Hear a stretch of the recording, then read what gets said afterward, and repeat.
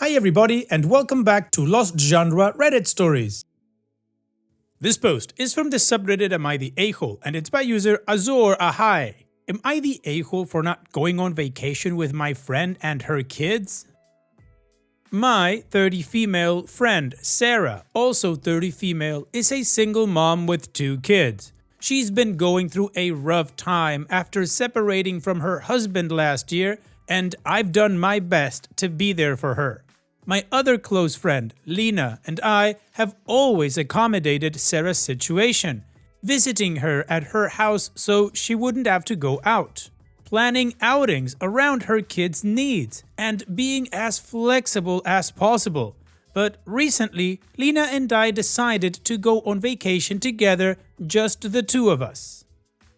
When Sarah found out, she got very upset and told us that she had expected us to include her and her kids since we are her closest friends and she doesn't have many people to travel with. She also said that because she's in a difficult situation, she thought this was something we would do for her as her friends.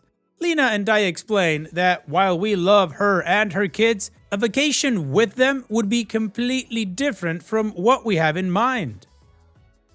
We also offered to take a shorter trip with her and the kids, like a long weekend, but she dismissed that because she wanted a full week at the beach. She then said that she would have let me join if the roles were reversed, but to me, that's not a fair comparison. If I were tagging along on a vacation with her family, I'd be adapting to their plans. Whereas if she came with us, we would have to plan the whole trip around her kids. Sarah has now said that she doesn't know if our friendship will survive this, which I think is an extreme reaction. I understand that she's disappointed, but I don't think it's fair to guilt trip us into changing our plans. She's also acting like we're abandoning her, when in reality, we've been incredibly accommodating for years. I feel bad that she's struggling, but at the end of the day, I don't think it's my responsibility to ensure she has someone to travel with. So, am I the a-hole for not wanting to go on vacation with her and her kids? No, OP, you're not the a-hole. You and Lena are allowed to take a vacation that you want. And Sarah making your friendship conditional on you bringing her and her kids along is manipulative and unfair. I have to say, I do particularly like how she tried to make you and Lena pay for her because, you know, her life is a struggle and you guys are her friends.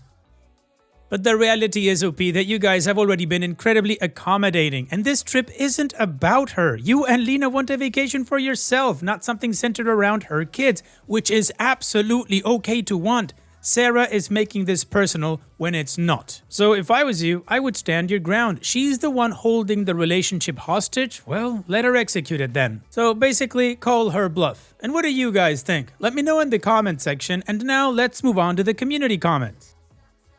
Me01 says, I mean, the other option is to let her come, but you don't change your plans. This could call for some malicious compliance. Oh, the kids need to go to bed. Have fun. We will be at the bar, nightclub, whatever.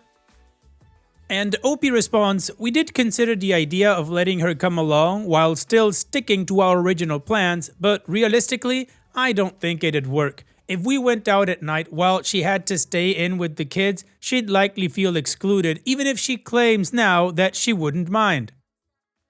And honestly, Lena and I both know we wouldn't actually be able to go through with it. We're softies, and if we saw her upset or struggling, we'd just end up feeling guilty and changing our plans anyway. So in the end, it would either lead to her feeling left out or us compromising our own vacation. That's exactly why we felt it was better to just be upfront about our decision rather than setting ourselves up for a situation where no one is truly happy.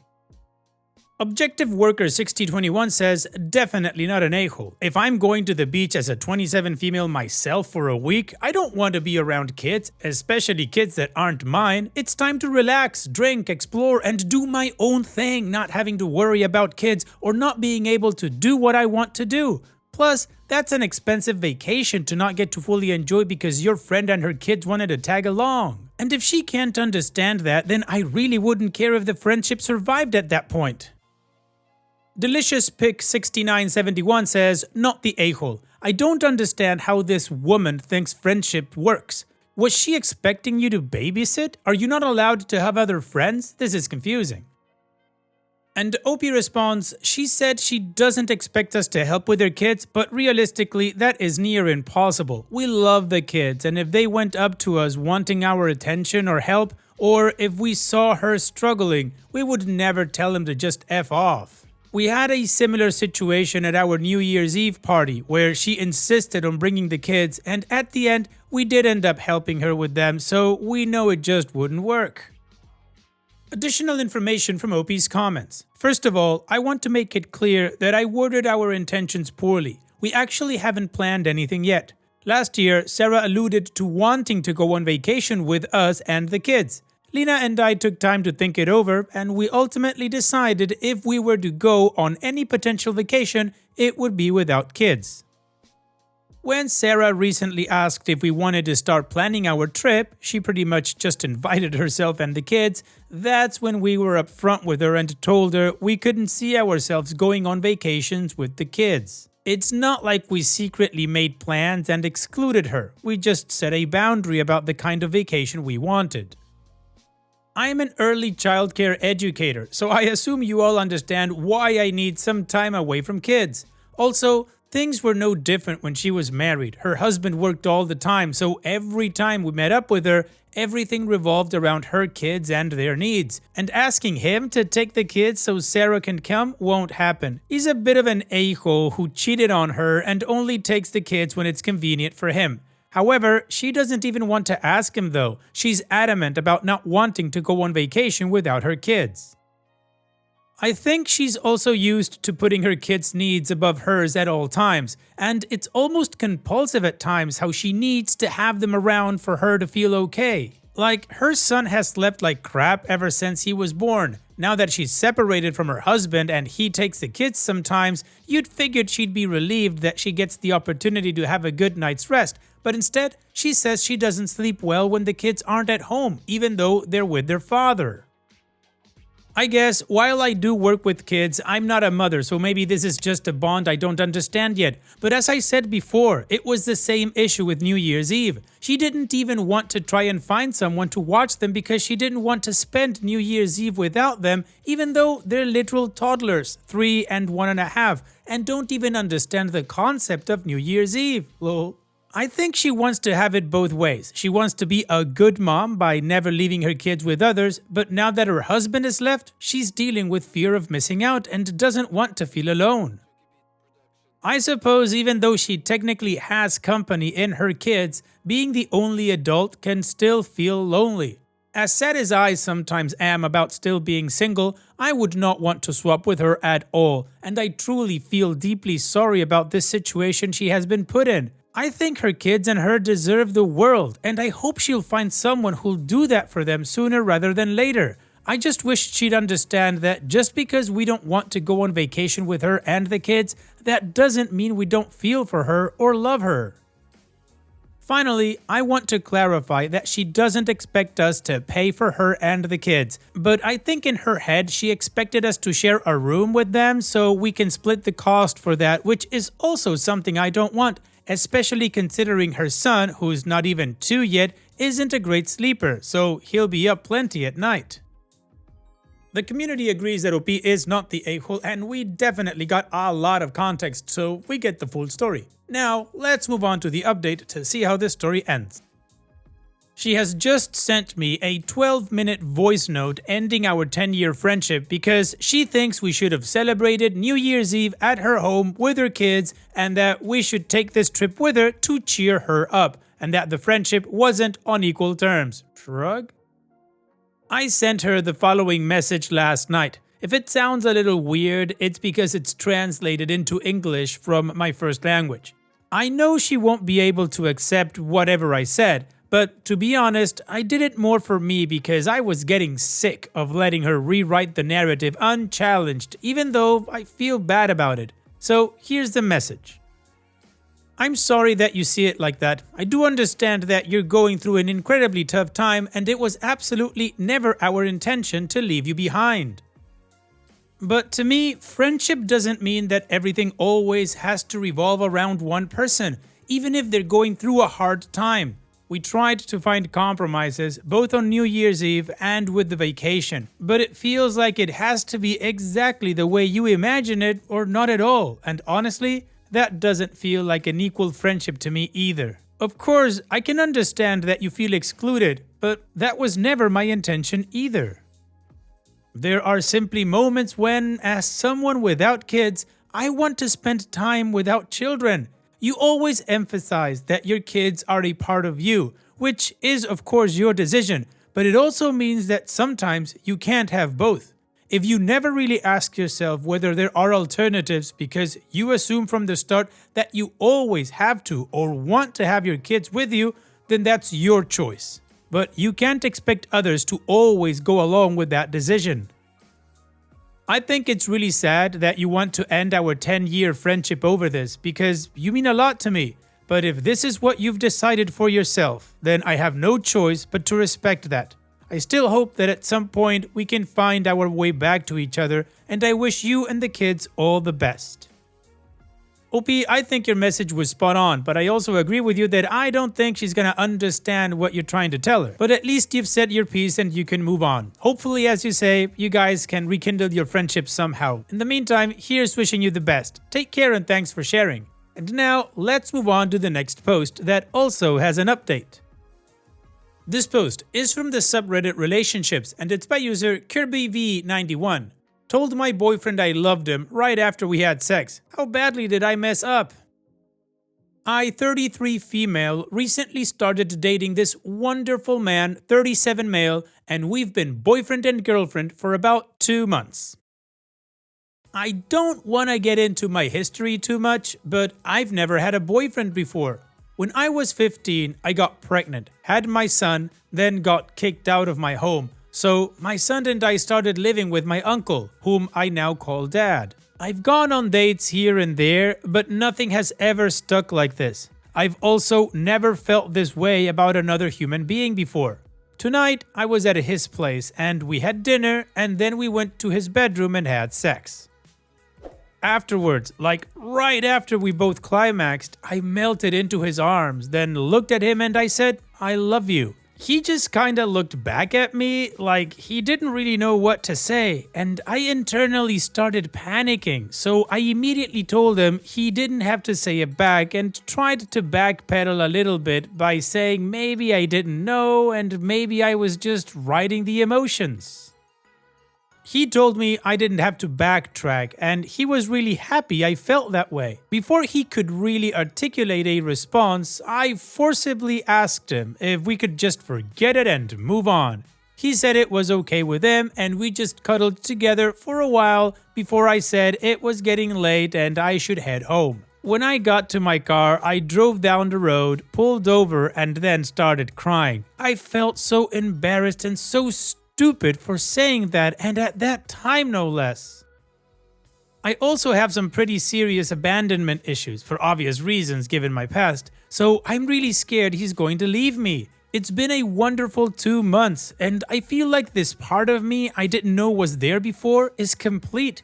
He has told me I make him feel his worth as a human being who deserves love, and I felt very secure in this relationship up until this point. Please, if anyone has any help or guidance, I would greatly appreciate it. I just really wish I could go back in time and smack myself in the face before I said that. OP, you did nothing wrong. Saying I love you after 2 months, especially in a moment of deep intimacy, is not embarrassing, stupid, or something to regret. It's human. You finally found someone who makes you feel safe and valued. You saying I love you makes perfect sense. So take a breath and cut yourself some slack. Your feelings are absolutely valid. Love doesn't work on a rigid timeline. Some people feel it fast, some take longer, but there's no right or wrong time to say it. Also, your boyfriend didn't react negatively. He didn't panic, reject you, or pull away. He reassured you that he was happy that you felt that way. I think that's a green flag. So do yourself a favor and don't let your fear take over. It sounds like your past trauma is making you believe that expressing love will lead to abandonment. But just know that is not the norm. And what do you guys think? What would you say to OP? Let me know in the comment section, and now let's check out the community comments. Wiggly Worm Turns says, "It's fine. I'm sure he's totally flattered. Just leave it. Stop overthinking and give yourself some time to process. You were vulnerable, and that's really great. That's one foundation for being a good partner. I'm a big believer in say what you feel." And OP responds, "I haven't talked to him since. He sent me a good morning beautiful text I get every morning, but I didn't respond."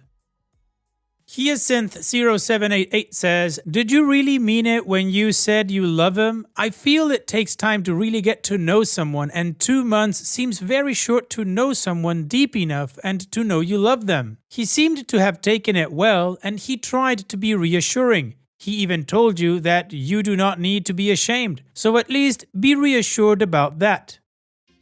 If you feel your feelings are sincere and you love him, just be honest and open. Where you both are at in a relationship should not depend on him. If you feel you are already at a stage where you genuinely feel you love him, so be it. It's not a bad thing if he is not there yet. Give him time. What's important is that it seemed he was receptive of your feelings and seems like he likes you too, but probably not at the stage of love yet. He did not draw away from you or make things awkward. He seemed to have a mature and positive response." And OP responds, "I've never felt true love, so I can't say for sure, but I know I've never felt this way about another human being, and I've never felt on this level with anyone else in my entire life, so I'm willing to take the gamble that I do. Our first date was partially unintended. It's a long story, but I went over to his place and we started talking and then had sex. Then we stayed up for the entire rest of the night talking. When we woke up, we continued talking and did this for the entirety of the weekend. Seriously, I got there Friday night and left Sunday afternoon." Knucklehead12 says, "It doesn't sound like there's anything wrong. You said it because you felt it, and without the expectation of him saying it back. He didn't say it back, but the way he did respond was also good. Then you asked him to forget it, so you need to as well, and continue your relationship as if you never said it. He'll say it when the time's right, or he won't, but neither will be because of your decisions tonight." And ProdX says, "I told a girlfriend that I loved her during sex, and we'd only been going out for 2 months. She didn't say it back. In fact, she said, 'You know I can't say that back.' She's now my wife, and we've been happily married for 8 years with a 6-year-old kid." Edit, she said, "You know I can't say that back because she'd been hurt super bad during her previous relationship and breakup. It was a long time prior, but it was a 6-year relationship with 1-year engagement." I think the community came through with OP to talk her down. So let's move on to the update and see how this story ends. So I, 33 female, made a post the other night about how I'm with my first ever boyfriend, 37 male. And I told him right after we had sex that I loved him, and he didn't immediately say it back, so I freaked out and tried to backtrack before shutting him down and saying I wanted to move on. I left shortly after and just shut myself out from him for most of the next day. This morning, I got a text message from him that said he misses me and would really love to go out tonight. So I figured, what the hell, and we went out. While we were out, there was a moment during dinner that I reached over and held his hand and told him I was sorry I ignored him, and told him about my abandonment issues and how self-destructive I can be when I'm scared people will leave me. I'm sure it'll come as absolutely no shock to anyone that he was lovely and patient with me. We went back to his place and were snuggling, and I was starting to fade away to sleep. Then he said, "Love you, beautiful." Beautiful is his pet name for me. Corny, but he says it's very fitting. Lol. I stopped and then looked over at him. And then he said, "You don't have to say it back." I said, "But what if I want to say it back?" And he told me to go ahead, and I said, "I love you too." I rolled over on him and gave him a nice long kiss, and then put my forehead on his forehead and started crying a little bit.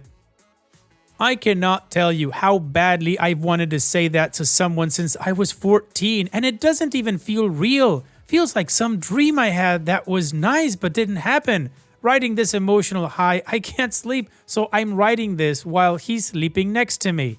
I have to get up in 4 hours to have enough time to go back home and get ready for work, but I don't care. One bad day of crap sleep is forgettable. I'm gonna remember this night for the rest of my life. It's way too soon for this, but I'm already getting giddy about putting my name in front of his last name. So yeah, I'm in love, you guys. Well, OP, good for you. I'd suggest live in the present and enjoy it fully. Take one step at a time. But overall, really happy for you, OP. Take care and thanks for sharing. And that's it for today's video. Thank you so much for taking the time to watch it. Now, if you've gotten to this point in the video, I assume that you like these stories that I'm reading out. So here are a couple more that you might enjoy. And if you don't have any time to watch another story right now, save it for later. And also, don't forget to hit that subscribe button.